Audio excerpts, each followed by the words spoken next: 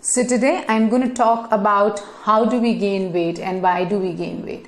So if we understand how do we gain weight, it becomes that much easier to be able to lose that weight. Yeah. So I want to go back to the life cycle and see from the time a child is born. Yeah, the child doubles its weight in the first 3 to 6 months and then triple its weight within the first year. So the child is learning to crawl, learning to walk, and there is a lot of growth happening. There's a lot of activity happening, and the continued activity goes on till about they attain puberty. So there's growth happening in their brain. There's growth happening in their physical size, and a lot of calories are being consumed. A lot of energy is being consumed. So we generally see gaining weight phenomena or obesity or becoming overweight from the age of 20 onwards. Now let's understand how does that happen. Now how do you actually gain weight? If you were to look at it in a very simple manner, it is basically to really understand what goes into your body versus what is actually spent. Yeah. So which is also a concept of energy balance. So let's understand energy balance a little more. So it's basically the number of calories that go into your system and the number of calories that go out of your system. Now if the number of calories going in and going out are same, you maintain. If it's lesser coming in and more going out, you lose weight. And if more is coming in and lesser is going out, then you obviously end up gaining weight. Yeah. Now, how do these calories come into your body? Yeah. So I think most of us understand that it's only by eating and drinking. So it's primarily food and alcohol, or rather, let me just refine it and say food, sugar, and alcohol. Of course, sugar is a part of carbohydrates, but I still want to kind of keep it separately. So what happens now? Let's understand a little bit about food from nutrition perspective. Obviously you understand your roti, dal, chawal, bread, pasta, pizza, cheese, butter, paneer, chicken, mutton, all of that. But it's then further redefined in carbohydrate, protein, and fat.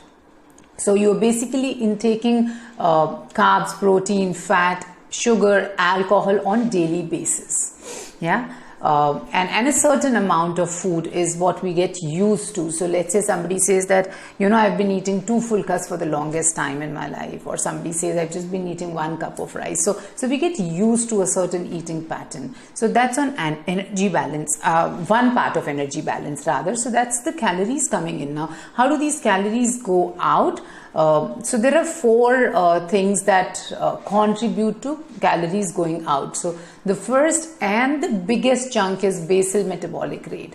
Let's say if I just lie down for the whole day without even lifting a finger, even then my body is burning calories, and that is called basal metabolic rate. So while I may not be doing anything, but my organs are still working, my heart is still beating, my kidneys are still functioning, and there is a certain number of calories that are needed.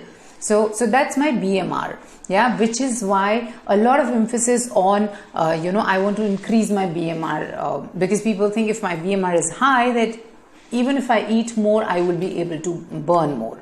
The second part of that is NEAT, which is non-exercise activity thermogenesis. Now, what happens is, for example, if you're sitting and you're just fidgeting with a pen or just rotating on your chair, shuffling here and there, or for example, if I'm making a video right now and moving my hands around, while I'm not working out, but the body movement still is spending some amount of calories. So that's the second bit. And then comes the exercise, the main workout that we do, which is where we also kind of, burn a lot of calories. So for example, your cardio, your strength training, your resistance training, that's a big chunk. Yeah. So when we work out for 30 minutes, 45 minutes to 60 minutes, depending on our schedule or on our capacity, that's another way of calories moving out. And then there is another, a small chunk of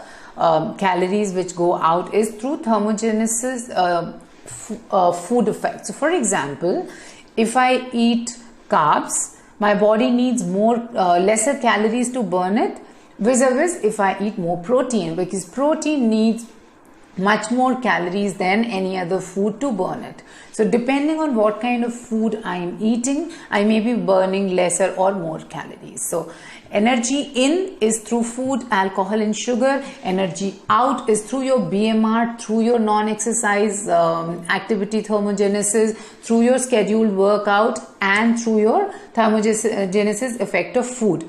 So if we maintain these two, we would know, are we on the side of putting on weight, or are we on the side of gaining weight, or maintaining, losing, whatever. Now what can you do? You can obviously try and increase your basal metabolic rate by cardio, also by strength training, by eating wisely, like we said, by eating more protein, by eating small frequent meals so that your system is engaged and thereby your BMR is high. So I hope this video has really helped you to understand how the science behind gaining weight works, so that you can plan your journey backwards of losing weight. If you have any more questions, please feel free to put them in the comment section and I will get back to you. Please don't forget to like, share and subscribe. We'll talk again. Bye-bye.